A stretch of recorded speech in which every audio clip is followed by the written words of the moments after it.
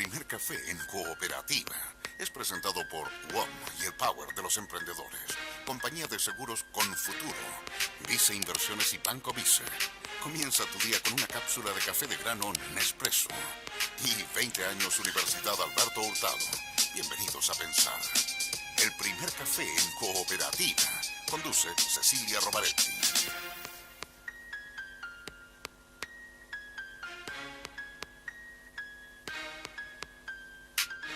Hola Santiago, hola Chile y hola al mundo que nos sigue a través de cooperativa.cl. 10 grados la temperatura actual, 26 la máxima que se espera para hoy en la capital. En Arica la máxima será de 19 grados.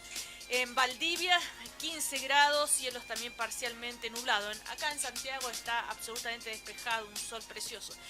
En Puerto Montt, poquitas nubes, 13 grados la máxima. En Copiapó, atención, sol, totalmente sol, 30 grados la máxima en Copiapó. Estamos ya en este primer café con Sebastián de Polo, que es el coordinador de la campaña Beatriz Sánchez, con Hernán Larraín Mate, Mr. Evópoli, y con Genaro Arriagada, cientista político, demócrata cristiano, que ayer tuvo un almuerzo muy seguramente lleno de anécdotas y de recuerdos, porque se juntaron a celebrar los 29 años del No, ¿verdad, Genaro? Así es. Tiene una carita de sueño, parece que no sé si celebró ayer el almuerzo o anoche el triunfo de Chile. ¡Vamos! Verdaderamente deberíamos haber hecho un almuerzo de 12 horas, pero estamos envejeciendo, en consecuencia este almuerzo fue un almuerzo discreto. Discreto. Sí. No tiene otra interpretación esa frase. No, bueno, nos juntamos la gente que habíamos hecho la campaña. Fundamentalmente el comité técnico. Faltó alguna gente, por ejemplo, que por compromisos de trabajo, Andrés Saldívar, en fin. Pero fue una cosa simpática. Y además de eso, yo creo que es importante validar ciertas cosas, más que recordar el no, validar cierto espíritu que ahí surgió. Un espíritu de buena relación entre los partidos políticos, de respeto, de moderación, de sensatez, de realismo, en el sentido de que se tenían sueños, pero también se sabían cuáles eran los límites. Eran con renuncia al realismo. ¿Ah?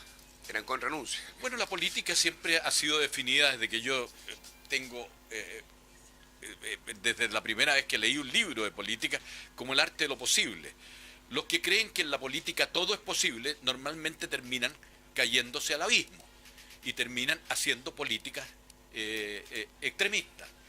La verdad es que la política es el arte de lo posible. Y entonces, ¿por qué en las promesas de los candidatos no dicen si es posible, si podemos vamos a vencer la delincuencia, si podemos vamos a crecer, vamos a crear 1 millón de empleos, si podemos vamos a hacer el otro?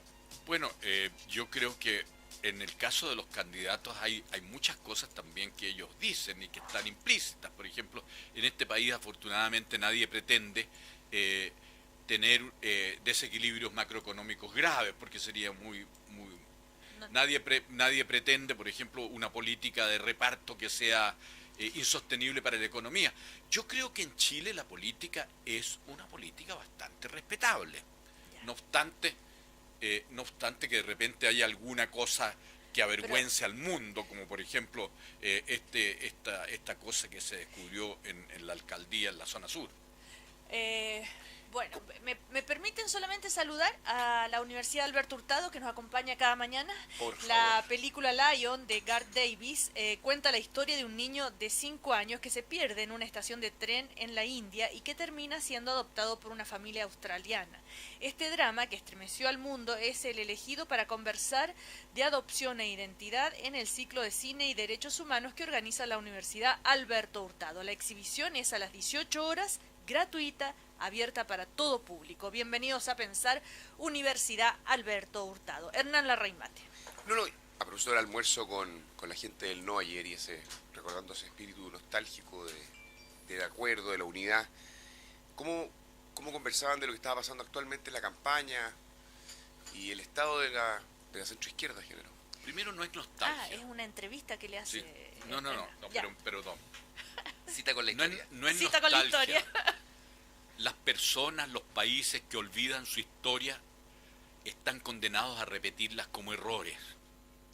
Y aquí el no fue la culminación de un largo proceso de acercamiento entre gente que venía de distintas filosofías, con distintas historias, compromisos con la historia, habían allendistas, había gente de derecha también, estaba la democracia cristiana, había un espíritu de respeto que hay que salvar.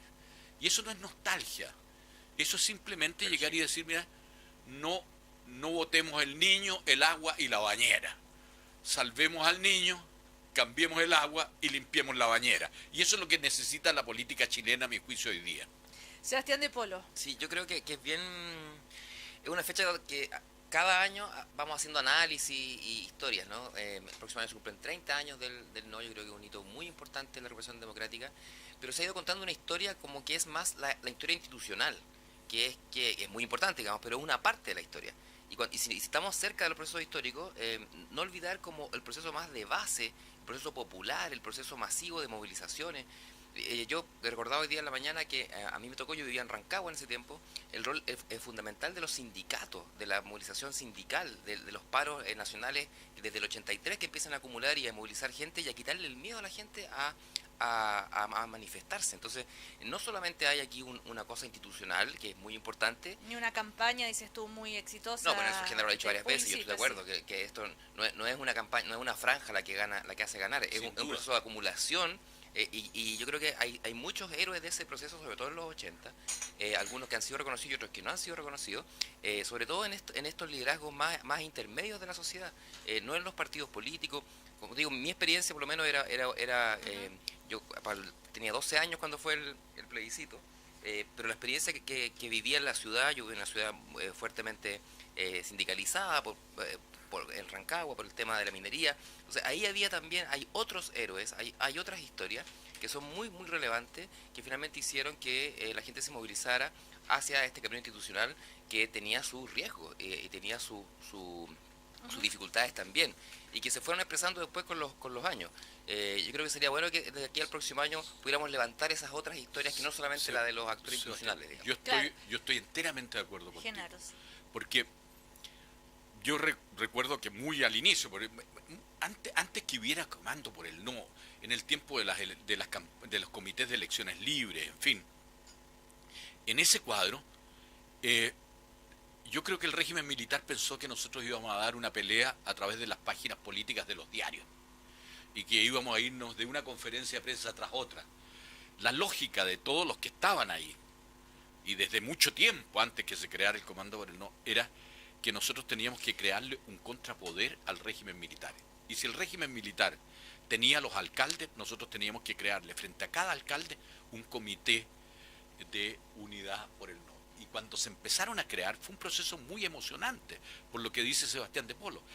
La gente normal y silvestre en las comunidades más pequeñas conseguían un local y descubrían que habían estado peleados durante muchos años y que no era necesario, y empezaban a trabajar juntos y se produjo un reencuentro enorme que se tradujo al final en las marchas finales movilizaron un par de millones de personas.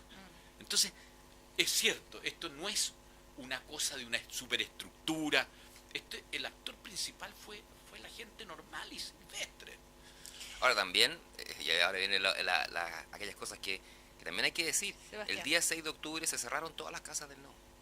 Las casas del no fue una cuestión muy importante porque eran espacios de libertad frente al totalitarismo, y fueron lo que hizo confiar a la gente. Entonces también dado que se había optado por un canal institucional en negociación con la institucionalidad de la dictadura, yo recomiendo leer mucho un libro de Claudio Fuentes respecto a cómo se analizan esos procesos y sobre todo el tema constitucional. ¿Qué significa para las fuerzas democráticas decir, mira, a ver, que aceptar la Constitución del 80 como hito de salida, ¿no? Y eso genera también mucha presión con el mundo militar. Entonces esa movilización también se empieza a desactivar, y yo conozco dirigentes, sobre todo estudiantiles de esa época, que han dicho, nosotros éramos la juventud, estábamos aquí, y la sensación de que como que un poco hay que irse para la casa, porque el proceso que venía institucional era muy difícil de de administrar y de gestionar. Y eso creo que también va generando déficit o a lo largo que se van acumulando después. Estoy tratando de hacer un análisis más pausado, pero yo creo que también es importante, tanto así como lo que movilizó como lo que pasó después, porque lo que venía después era particularmente difícil, que era la transición en cohabitación con el poder militar. Hernán Larraimate, tú eras un niño. Era un menor de edad, pero con todo recuerdo las fechas y sí, recuerdo las franjas, recuerdo el momento histórico y es cierto, con la perspectiva del tiempo, Sebastián, se pueden ver cosas con cierta perspectiva crítica, pero no cabe duda que fue un hito muy potente y el proceso es un ejemplo mundial en términos de cómo democráticamente se puede hacer una transición, sacar a una dictadura militar con un lápiz, para simplificarlo, pero hay muchas historias que terminan muy mal y algunas de ellas las estamos viendo hoy día en el mundo. Entonces, por ejemplo en Venezuela, creo que es un hito, cuando decía nostálgico lo hacía en el mejor sentido, no era peyorativo, Genaro, al contrario. Creo que ese lote tiene una responsabilidad histórica muy poderosa y muy profunda. Oiga, ¿no van a decir nada? ¿El partido anoche? Sí, pues. Tiene una Fue carita... emocionante, ¿Sí? fue difícil y está todo, digamos, en vilo. Todo esto se resolverá el martes, pero dependemos de nosotros.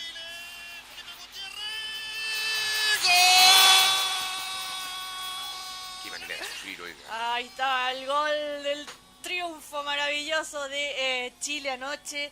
Qué nervios, por Dios. Y bueno, entra de nuevo, ¿no es cierto?, a la cuarta posición, ¿no?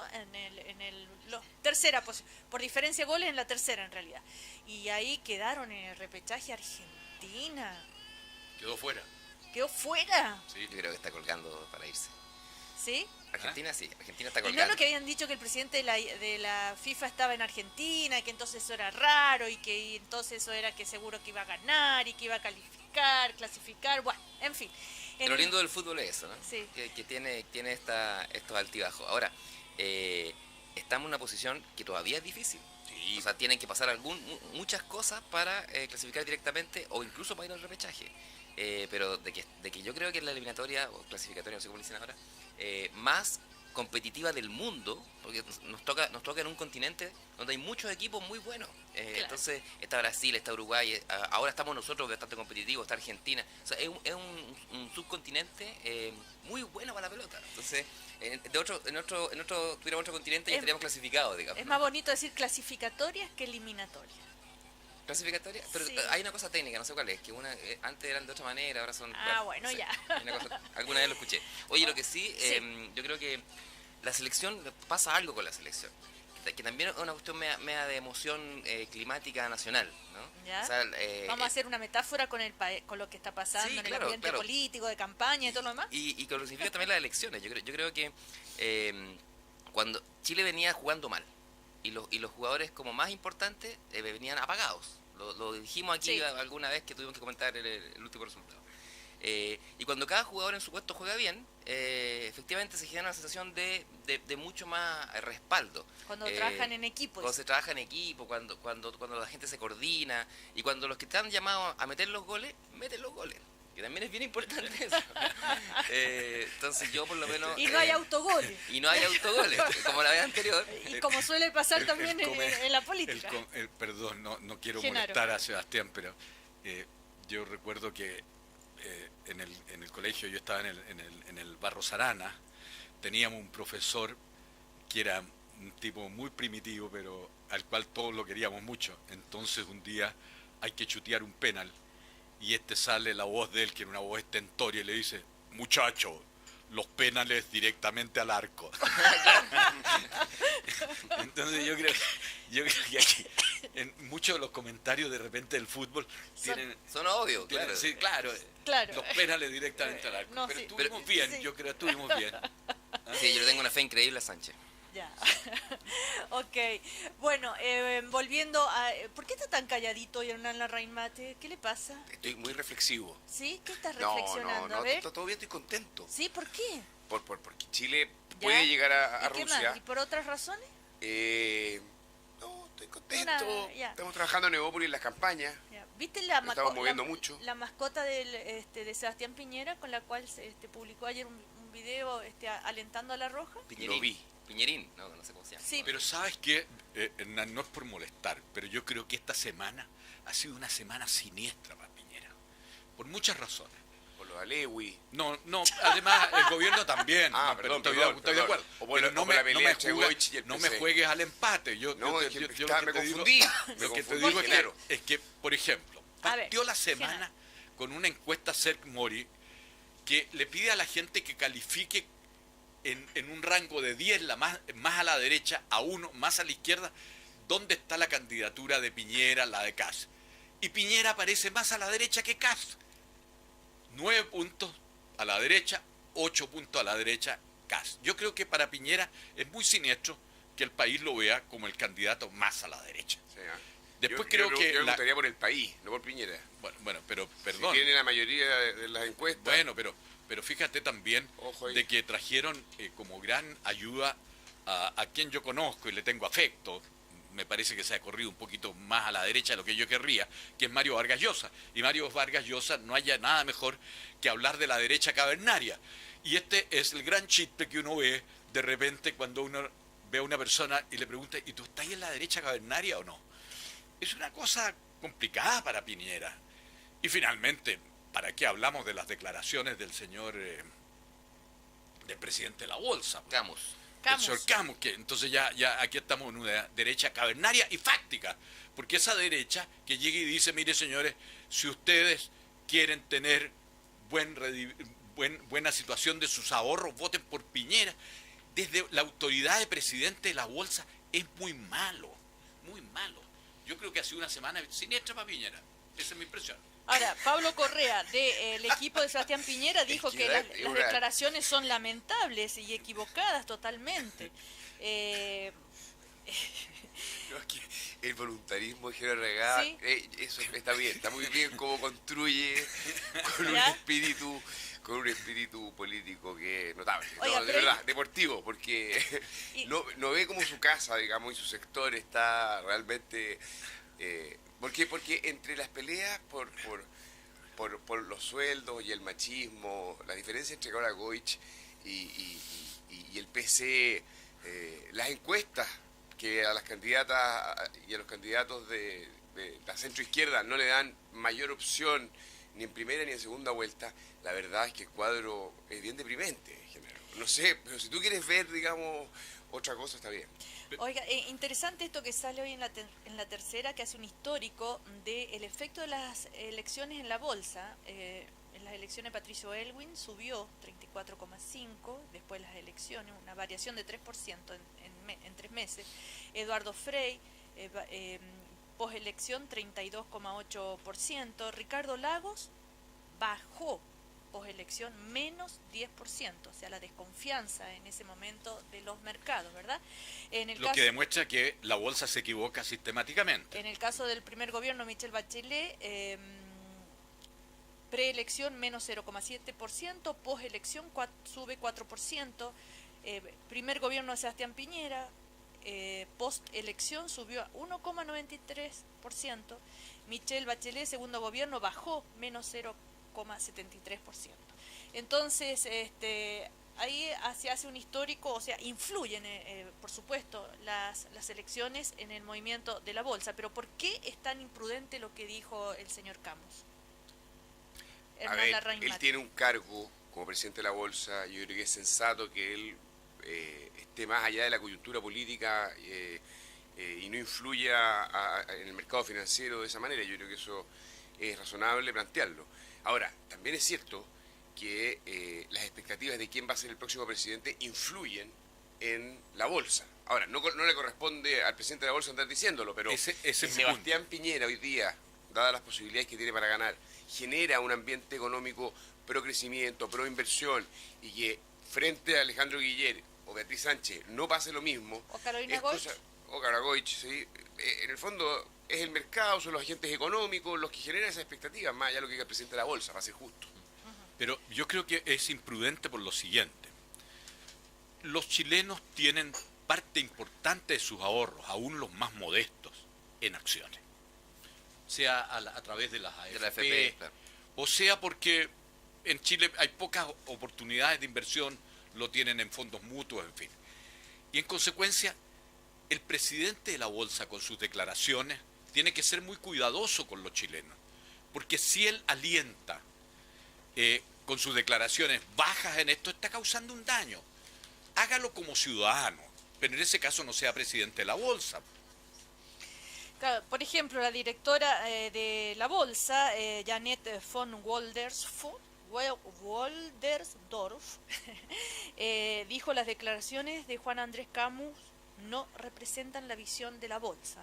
Qué bueno que lo diga. Pero, por ejemplo, Jorge Razzuri dijo: ¿a alguien le cabe duda que...? Bueno, Jorge Razzuri es un socio de Camus, fueron socios en esto. Y no sé, yo creo que es una mala manera. Ahora Jorge Razzuri puede decir lo que quiera, porque no es presidente de la Bolsa. Pero el presidente de la Bolsa tiene que tener cuidado con el cargo que tiene. Sí, yo creo que Sebastián de Polo. hay una conversación más de fondo que tiene que ver con si los proyectos que proponemos cambio o transformaciones las hacemos bien o mal a la economía, ¿no? Que yo creo que y varias como clasificadoras de riesgo y análisis de bancos de inversión internacionales han venido en una línea que yo creo que hay dos formas de leerlo. Uno es como la más fácil, que decir, aquí hay una campaña del terror. O sea, o se vota por Piñera o la economía de Chile se va al carajo. Cuestión que no es cierta. La otra, que yo creo que es la que a nosotros más, como lectura nos parece más productiva, es decir, ¿qué pasaría cuando un gobierno de real transformaciones empieza a quitar los privilegios que tiene el capital en Chile? Chile tiene un sistema financiero muy abierto, tiene un sistema económico que es muy pro mercado y pro empresa. Entonces hay ganancias y rentabilidades que se obtienen en Chile que no se obtienen en ningún otro país del mundo. Entonces, efectivamente, es una economía, es un modelo de desarrollo que está al servicio, y no lo digo peyorativamente, digo al servicio de que el capital genere altas ganancias con una expectativa de que eso chorree. Ese es el modelo en el que vivimos más o menos. Entonces, aquí el anuncio yo creo que yo lo leo de otra manera, es decir, ¿qué pasaría si los inversionistas extranjeros vieran que es peor negocio, entre comillas, invertir en Chile, más allá de las consecuencias económicas? Entonces, yo siento que esto tiene dos lecturas. Uno, una lectura más fáctica, que yo creo que ahí se equivoca el presidente de la Bolsa al decirlo, pero igual lo cree. Entonces, la segunda lectura es, dado que cree eso, ¿qué rol le vamos a dar a la política y a los negocios? Él tiene ¿Vamos a derecho, supeditar todavía el mercado, nuestra política al mercado? él, ¿Son las en formas, cuanto Genaro? señor Camus tiene derecho a decir Sí, lo que por quiera, supuesto. pero como presidente de la Bolsa tiene que ser cuidadoso. Ahora, O sea, yo no, no estoy decir, de acuerdo no con... decir lo que piensa. Pero tiene una limitación. Ok. Él de alguna manera representa, sus declaraciones afectan los ahorros de todos los chilenos, porque todos los chilenos tienen en alguna, sea indirectamente a través de la AFP o directamente, acciones. Ahora, yo no quisiera dejar pasar lo que ha dicho Sebastián de Polo en esta crítica que de repente es tan fácil a lo que se ha hecho en materia de economía.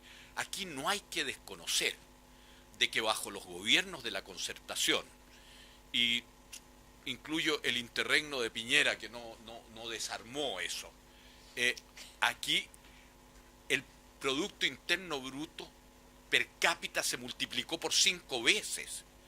Aquí la disminución de la desigualdad, está el informe que se llama Desiguales, el informe del PNUD, que muestra que todos los indicadores muestran una economía que repartió mejor, muy distante de lo perfecto, porque como decía Cecilia Rovaretti, bueno, sí, la verdad es que la política es imperfecta, pues, y en consecuencia, pero que este sistema, tal cual como ha sido conducido por los ministros de Hacienda y por los presidentes de la República, desde el término del régimen militar, ha sido muy exitoso en términos de crecimiento económico, en términos también de disminución de la desigualdad y, no menor, en materia de disminución dramática de la pobreza.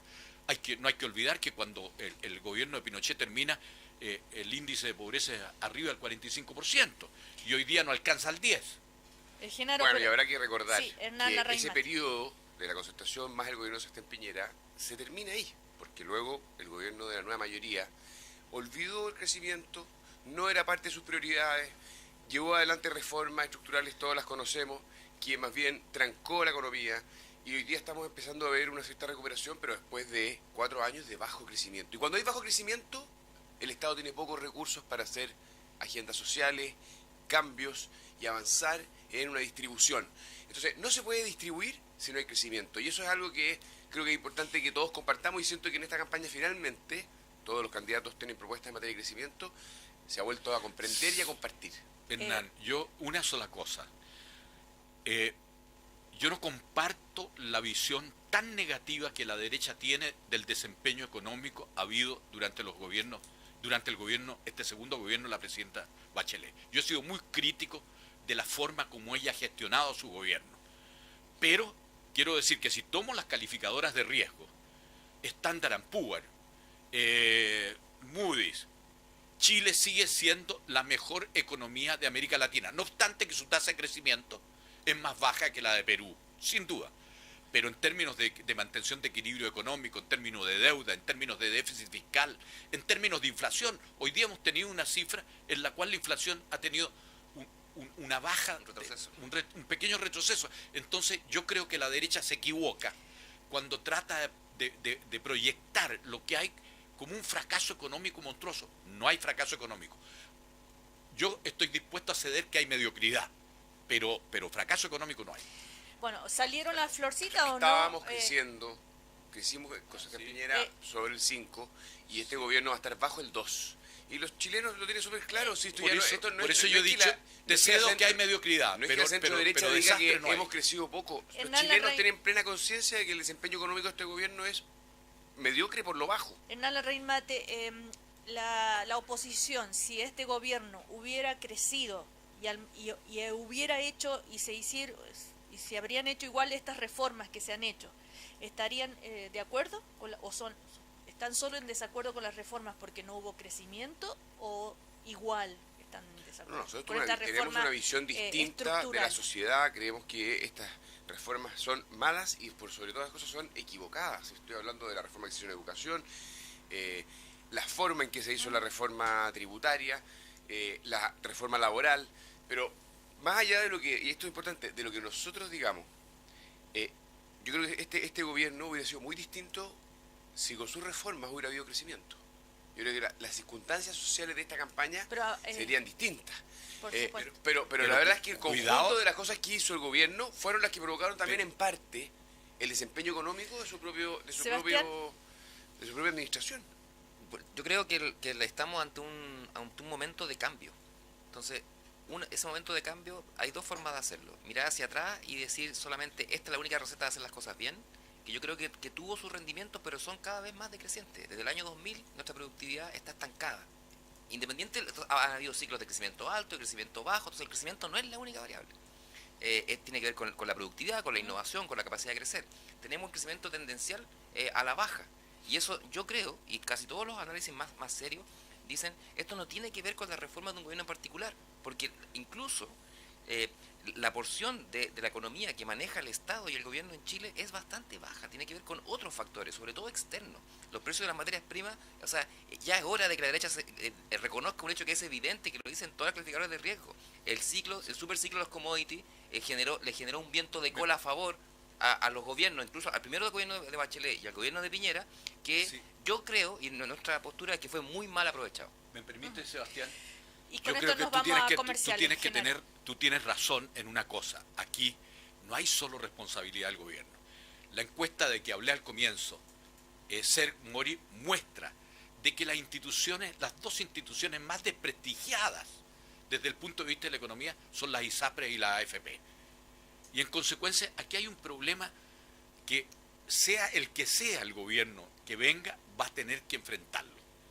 Y yo creo que si el gobierno de Piñera aparece como el gobierno más vinculado al mundo de las ISAPRE y la AFP, y no estoy defendiendo un sistema de reparto porque creo que es imposible en Chile, si aparece en ese cuadro, su situación va a ser muy complicada. Bueno, nos vamos a ir a comerciales y seguimos en el primer café.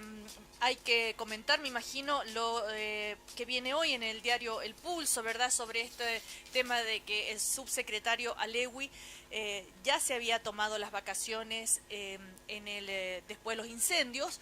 La explicación del gobierno es que esas vacaciones eran días acumulados del 2016 y las que se tomó ahora pertenecen a el 2017. Son no sé si es explicación del gobierno, pero algo leí como una de las reacciones. WOM está contigo en tu lucha junto al Power de los emprendedores. Pórtate al nuevo plan Emprende Extra Gigas y por cada plan obtén un descuento adicional. WOM, nadie te da más. Y asegura tus ingresos de por vida con Futuro. Contrata un plan de rentas vitalicias y comienza la mejor parte de tu vida relajado. Si quieres saber más, asesórate con los expertos en rentas vitalicias en confuturo.cl. ¿Y sueñas con ser un barista profesional? Con el nuevo café de edición limitada en Espresso, ahora puedes preparar perfectos capuchinos, macchiato, ristretto desde la comodidad de tu hogar, con solo presionar un botón. No te lo pierdas. Y tienes una oportunidad de inversión, utiliza tu portafolio de inversión y multiplica tu capacidad para invertir en instrumentos financieros de todo el mundo con Vice Investment Access. Infórmate más en vice.cl. Los académicos de la Universidad Alberto Hurtado combinan docencia con investigación. Además de ser voces vigentes en el quehacer público, investigan y generan conocimiento relevante al servicio de nuestros estudiantes y del país. 87% cuenta con estudios de posgrado en las más prestigiosas universidades de Chile y el mundo. Bienvenido a Pensar. Posgrados UAH, Universidad Alberto Hurtado, acreditada por 5 años en las 5 áreas. Oye viejo, ¿y ahora que te jubilas, qué vas a hacer? Llegó el momento de disfrutar, hijo mío. ¿Sí? Tengo asegurada una pensión fija mensual por el resto de mi vida. Pero qué seco, papá. Tú sí que piensas en el futuro. Yo pienso con futuro, hijo. ¿Qué vamos a hacer estas vacaciones? Sí, compremos los pasajes. ¿En serio? En compañía de Seguros con Futuro, queremos estar contigo en esta importante etapa de tu vida. Tenemos más de 25 años de experiencia en pensiones. Asesórate con nuestros expertos en confuturo.cl. Vive con Futuro. Somos CCHC. Si eres de los que reciclan, ¿sabías que Nespresso cuenta con un programa para sus cápsulas usadas? El aluminio es reciclado y enviado a una empresa que lo reutiliza, mientras que el café es donado a Fundación Mi Parque en forma de compost orgánico para la construcción o recuperación de barrios en zonas vulnerables de Chile. Súmate al programa. Rick, tengo lo que tu negocio necesita. Permíteme chantarte los caracoles, amigo. ¿Tú crees que esta tienda salió de la nada? Me ha costado sangre y sudor. Así que si tienes lo que necesito, más te vale hablar de un plan que junte telefonía y banda ancha móvil al mejor precio. Es justo lo que te traje. Pórtate hoy a un plan Emprende Extra Gigas con doble de gigas para siempre. Y WhatsApp ilimitado por 2 años desde 15.990. Y por cada plan adicional, lleva un descuento extra. ¡WOM! Nadie te da más. Promoción válida hasta el 31 de octubre o hasta agotar stock de 5.000 unidades. Bases y condiciones en WOM.cl. Este año me gustaría recorrer Europa. A mí me encantaría construir la piscina para este verano. Yo quiero empezar con mi emprendimiento. Yo me aburrí el auto. Me quiero comprar una moto. ¿Y tú? ¿Cuál es tu proyecto? Porque queremos hacerte la vida más simple. Te presentamos Préstamo Personal Vice, un plan perfecto para tus proyectos. Pídelo y conoce nuestras condiciones convenientes con la flexibilidad que necesitas para concretar tus ideas. Infórmate más en vice.cl. Banco Vice, simple para ti. Infórmese sobre la garantía estatal de los depósitos en su banco o en www.sbif.cl.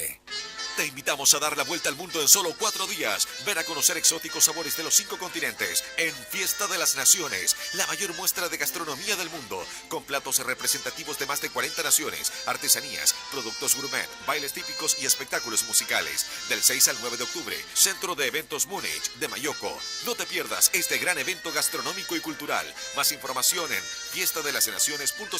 Entradas, sistema Ticketek. Los delincuentes deberían estar en la cárcel.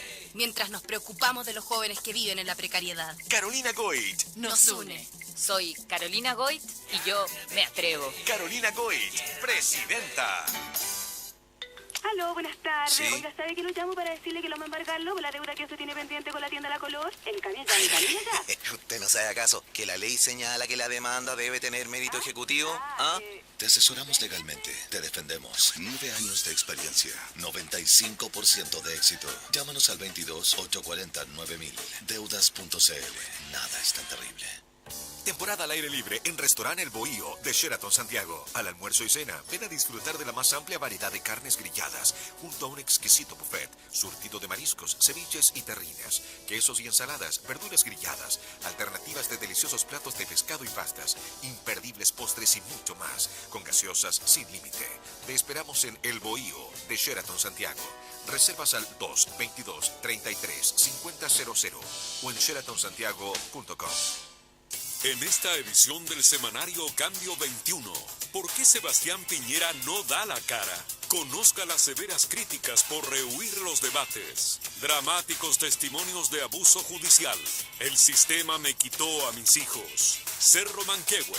Es falso que la Corte Suprema ordenó su cierre. Exclusivo. El litio. Conozca el nuevo negocio de Piñera con Ponce Lerú. Semanario Cambio 21. Suscríbase llamando al 226-326-165 y 226-326-166. 13 grados. 13 grados en Santiago. La beca Empresarios de la Construcción de la Cámara Chilena de la Construcción. En verano, que ponte bloqueador. En invierno, que ponte la bufanda. Así es mi mujer.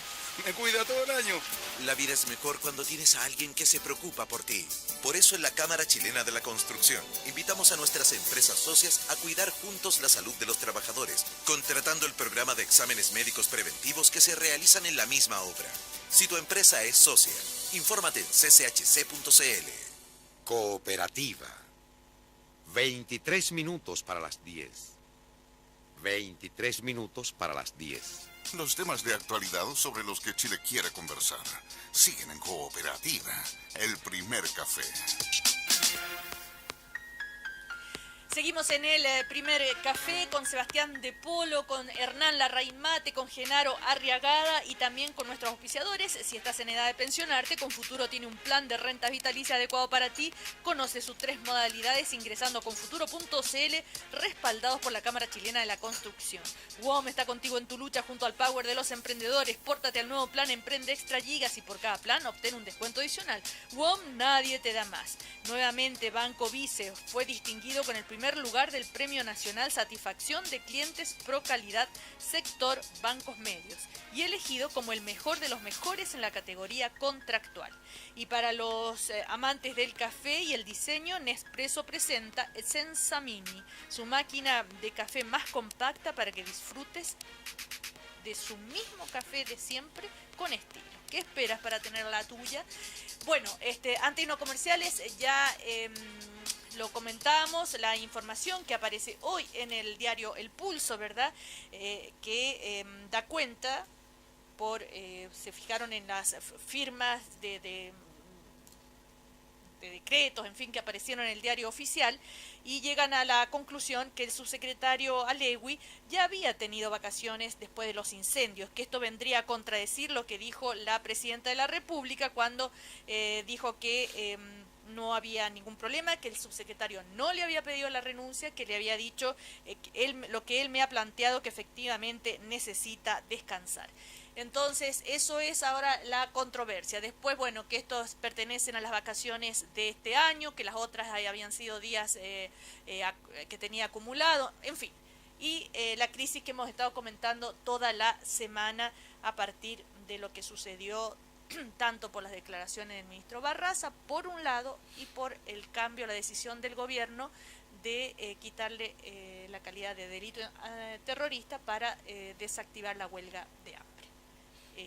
Hernán. No, yo creo que aquí hay 2 temas, ¿cierto? Uno es más político, es la gestión de la moneda frente a la crisis con Alegui, y de alguna manera, no sé, la palabra torpeza puede ser incluso pequeña para todo el capítulo que hemos visto esta semana, ¿cierto? A propósito de si son o no son vacaciones, y en la posición en que deja Alegui al propio gobierno y viceversa. Creo que cuando vuelva, efectivamente va a estar en una situación bastante imposible. Cualquier alternativa es mala. Pero hay una segunda cuestión que es más de fondo, que habla respecto de no solo las 2 almas del gobierno, sino, porque creo que la presidenta ya ha ido clarificando dónde está la suya, por lo menos, y este es el gobierno de la presidenta Bachelet, es la situación de la centroizquierda. Es la situación a propósito de la querella, la recalificación y de cómo este gobierno ve el tema mapuche y cómo políticamente lo aborda. Hace un mes y algo renunció el ministro de Hacienda, el subsecretario de Hacienda y el ministro de Economía. ¿Por qué? Porque había efectivamente también 2 visiones y imperó una.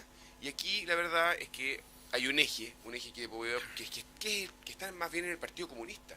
Y es bien impresionante verlo con claridad, porque se empiezan a acumular los hechos. Y en el fondo, no existe la nueva mayoría, por supuesto. Es un proyecto fracturado y la presidenta, creo yo, está más preocupada de su legado que de una coalición que sea competitiva para las próximas elecciones, y creo que las encuestas son bien consistentes con eso, ¿cierto? La gente quiere más bien un cambio y por eso hoy día Sebastián Piñera y la centro derecha lideran las encuestas, y más bien estamos viendo 4 candidaturas de lo que fue alguna vez la concertación o la centroizquierda, y ese es el fraccionamiento de un proyecto político que hoy día está en crisis. A ver, como hemos conversado toda la semana, por un lado estaba el tema de los dichos del ministro Barraza respecto a la detención de los comuneros donde estaba Yaitul, ¿verdad? En fin. Y el otro tema es la aplicación por ley antiterrorista que el gobierno, ¿no es cierto?, recalifica. Hoy el fiscal nacional, ayer mejor dicho, aseguró que el gobierno es solo un interviniente más en los casos judiciales por los recientes atentados incendiarios en el sur del país. Nosotros tenemos una convicción, o sea, ellos van a seguir en esa línea. O sea, son dos cosas distintas. Para desactivar la huelga de hambre es lo que hace el gobierno, y no sé por cuál de las dos razones es que se podría haber molestado el subsecretario Alejo. Me permite, primero que nada, yo quiero decir que conozco desde hace mucho tiempo a Alejo, que tengo la más alta estima por él, y no lo digo porque hoy día esté en una situación de presión tan grande. Desde el inicio de este gobierno yo he tenido muchas oportunidades de estar con él. Siempre me ha parecido un tipo íntegro, no comparto con la totalidad de sus ideas, porque él es socialista, en fin, pero le tengo mucho respeto y lamento infinitamente la presión inhumana de que está siendo objeto, a lo cual se agrega esta nueva torpeza y falta de prolijidad del gobierno de hablar de unas vacaciones en circunstancias que se había tomado vacaciones. Entonces todo esto se transforma en un conventilleo que no creo que sea conducente y que aburre al país. Ahora, respecto a lo que dice Abbott, yo en el programa pasado señalaba que afortunadamente en Chile el Poder Judicial y la Fiscalía son independientes del Ministerio del Interior. Y en consecuencia el Ministerio del Interior no le da instrucciones a la Fiscalía, ni le da instrucciones al Poder Judicial. Y lo que aquí está operando son instituciones que funcionan. El gobierno, a mi juicio, erróneamente, se planteó el tema de quitarle el carácter de acto terrorista a estos hechos. Erróneamente. Lo hizo además con muy mal estilo, porque en el camino desautorizó a quien era la cara del gobierno en estas materias, que es Mahmoud Alejo. Bueno, y a continuación el fiscal está haciendo lo que le corresponde. Si él tiene esa convicción, sigue adelante. Y al final, ¿esto quién lo resuelve? No lo va a resolver el ministro del Interior, lo va a resolver el Poder Judicial. Y eso es una buena cosa para Chile. Pero se desactivó la huelga de hambre, que era el objetivo, ¿verdad? Tal como ocurrió en el gobierno de Sebastián Piñera, también cuando están ante estas situaciones extremas, tienen que recurrir tal vez a estas medidas, a estas herramientas. Sebastián de Polo, ¿qué opinas tú? Sí, yo creo que si tomó vacaciones o no tomó vacaciones, eso no es chimuchina, no es el tema de fondo. El tema de fondo es cuál es la política de este gobierno con la aplicación de la ley antiterrorista. Y en su programa decía una cosa y en la práctica estaba haciendo otra cosa. Y esa inconsistencia, cuando uno no puede vivir eternamente en una inconsistencia, hay que resolverla.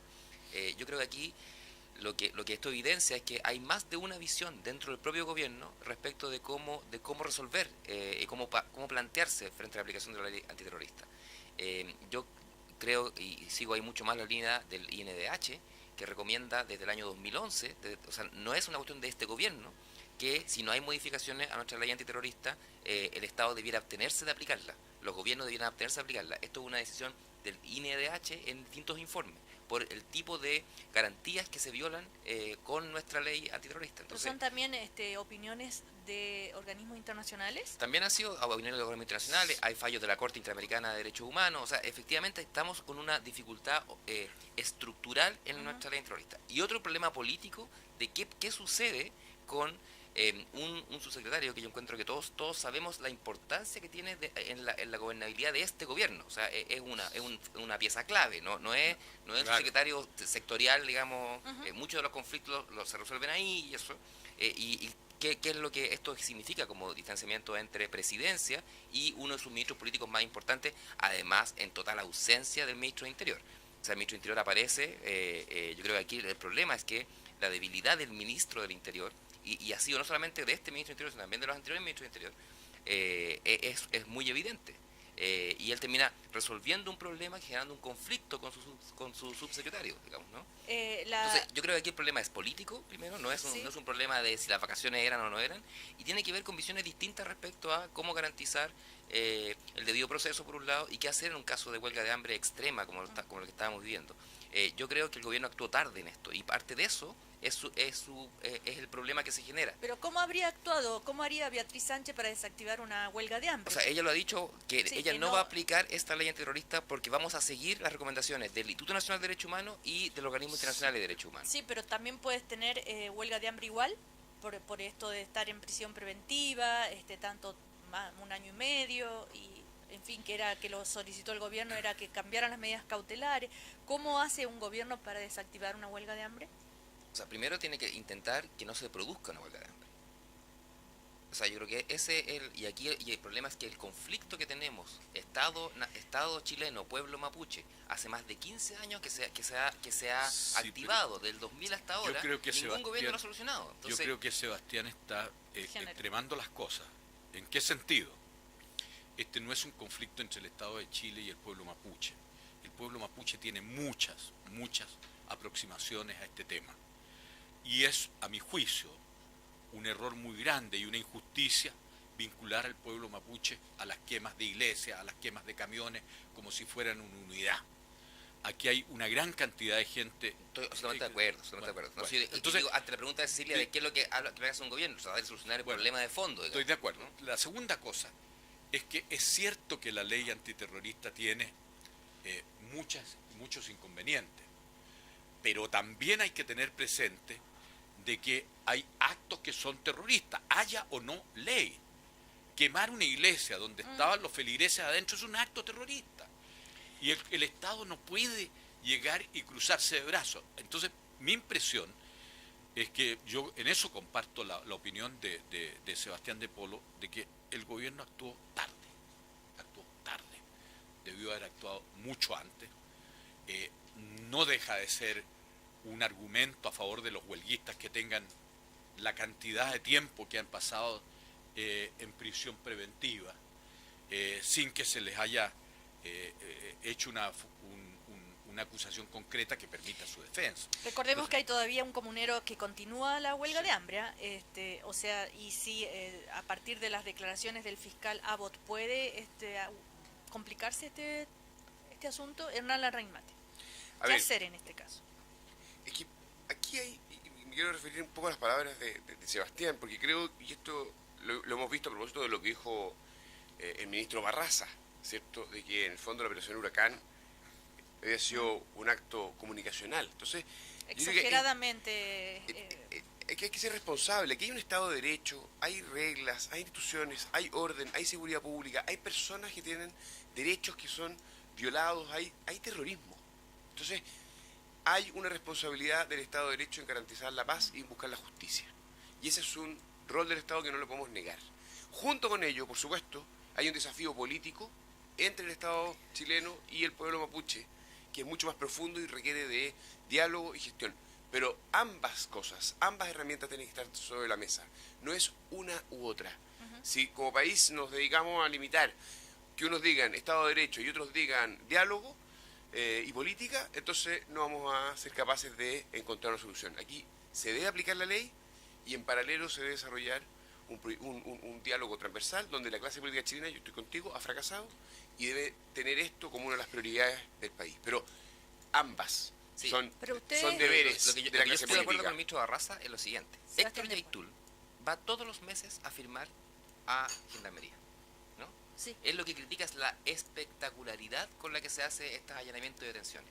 Que salieron en la televisión en un reportaje en Canal 13. Entonces, ojo Cumplieron que aquí todos los hay una procedimientos. operación comunicacional, no sé si de carabineros, hay que decir las cosas con su nombre, no sé si de carabineros, porque después empieza una escalada, carabineros PDI, que PDI encuentra a un frentista acusado de la muerte de Jaime Guzmán, es decir, ojo que aquí hay más cosas de las que nos cuentan los diarios. Incendiar ¿no? una Pasando. iglesia con gente dentro, Absoluto. ¿es terrorismo?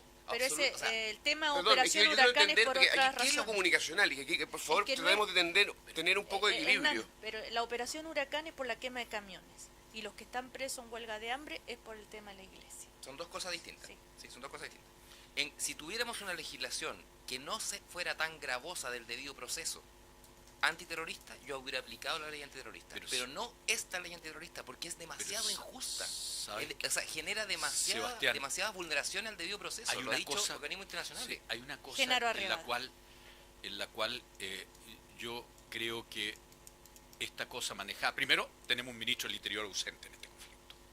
Para mí es doloroso decirlo porque lo conozco, pero está ausente.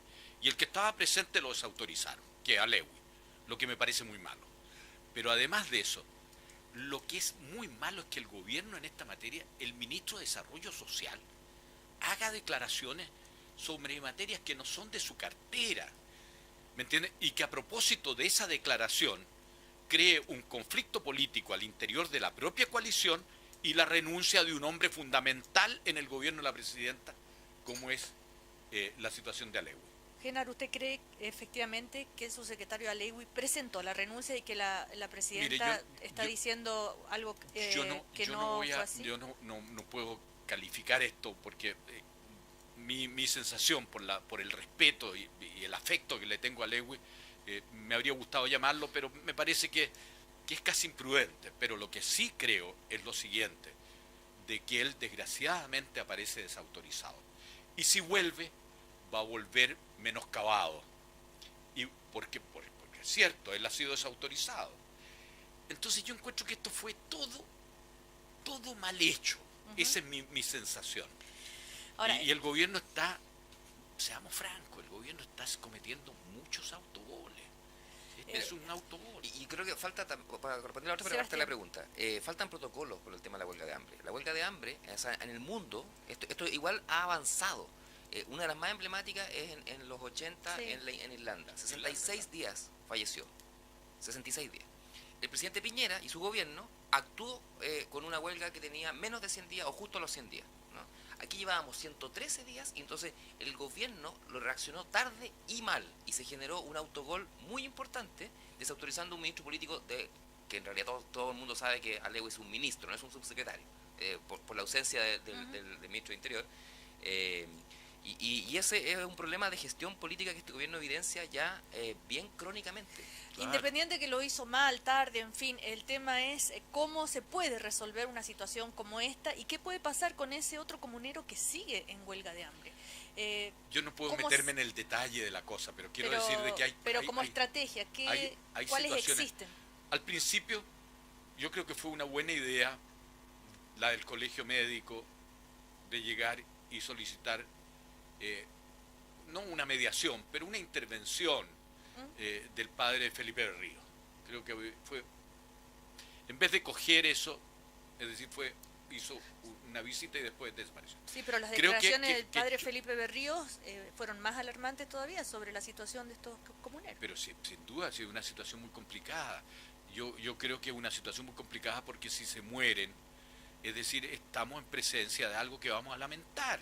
Y yo creo que el gobierno tiene la obligación, o un gobierno tiene que tener la sensibilidad suficiente como para impedir una muerte, pero hágalo de manera que sea convincente y que no aparezca como un conjunto de contradicciones. Ese es mi punto. Yo no puedo juzgar mal a quien llegue y dice, mire, aquí hay que salvarle la vida a estas 4 personas. Yo no puedo condenar eso.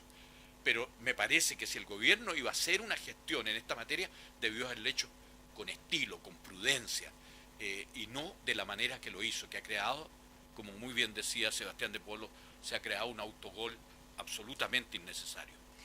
Hernán Larraín Mate, muy crítico ha sido, ¿no es cierto?, han sido muy críticos desde la oposición sobre las medidas que tomó el gobierno para desactivar la huelga de hambre.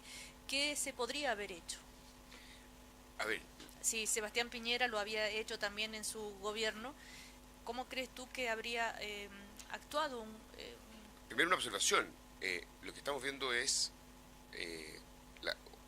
a un subsecretario completamente desautorizado. O sea, la fractura primero, independiente de lo que diga la centro derecha, es al interior del gobierno, que estaba llevando adelante una línea de acción y fue desautorizado como todos lo vemos y es la crisis que estamos viendo. Entonces, ahí hay una cuestión política que tiene que ver de cómo el gobierno fija una posición y es consistente. Porque tener dos posiciones y no mediar y luego desautorizar una es lo que genera este conflicto. Y lo que están buscando los chilenos, por supuesto, es que por un lado, y quiero insistir en esto, haya Estado de Derecho y el gobierno tenga que cumplir con su deber y, por supuesto, evitar los conflictos políticos que están asociados a esto. Y se llegó tarde, aquí creo que se ha dicho y es el punto que ha hecho la centro derecho. Sí, y solo un punto más. Creo que hay una cuestión de fondo que el próximo gobierno va a tener que asumir, que no va a ser capaz de hacerlo solo, creo que va a tener que hacerlo con un acuerdo transversal junto con todos los sectores políticos y exponer a este tema que es de primer orden. Creo que seguir escabullendo el desafío de recomponer las relaciones entre el Estado chileno y el pueblo mapuche es una cuestión que si no vamos a seguir, porque esto es una historia que se repite y se repite y se repite. Entonces, creo yo que el Estado chileno y la clase política han sido realmente los principales responsables de esta crisis y es como, de alguna manera, y guardando las proporciones, es como la historia del Sename, que cada cierto tiempo aparece y va recrudeciéndose hasta que no nos hagamos cargo de esos niños. Entonces, si no, todo va a seguir igual. Bueno, el otro tema que nos queda unas palabras, unos minutos, es por lo que Genaro quería decir algo también, ya lo hemos comentado durante toda la semana, lo del alcalde de San Ramón, que él habló finalmente, dijo que iban a terminar pidiéndole disculpas por la investigación sobre redes narcos en el municipio, niega estas amenazas a la alcaldesa de La Pintana, en fin. Genaro, ¿se puede hablar ya de narcopolítica o qué? Yo creo que hay que ser muy prudente con una acusación tan fuerte como esa, de narcopolítica. Pero yo creo que el Partido Socialista tiene que en esta materia ser tremendamente claro y tremendamente rápido. Porque el alcalde no es un personaje menor dentro de la estructura de poder del Partido Socialista. ¿El vicepresidente del partido? El vicepresidente del partido. Uno de los vicepresidentes Además del de partido. eso, una persona que reunió, me decía, un destacado militante socialista, por el cual tengo mucho respeto, de que reunió 8.000 firmas para la inscripción del partido. Entonces estamos hablando de un personaje no menor. Y esto hay que actuar rápido y de manera ejemplar. Lamento infinitamente que el Partido Socialista, que es una institución respetable, vinculada a la historia de Chile desde, no sé, los primeros socialistas aquí aparecieron en el año 1911, a pesar que el Partido Socialista dice que se fundó el 37, una cosa así. ¿Ya? Pero una institución tan respetable como esa esté afectada por él. Tiene que actuar rápido, duro y claro. El Partido Socialista le suspendió la militancia, sí, ¿no es cierto?, inmediatamente y pero hay que ir más allá. No basta con suspender la militancia. O sea, hay que expulsarlo. Bueno, la expulsión sin juicio es un atropello a la justicia. Pero lo que yo digo es que se puede actuar rápido y firme, porque esto le va a causar mucho daño al Partido Socialista y a la política en general.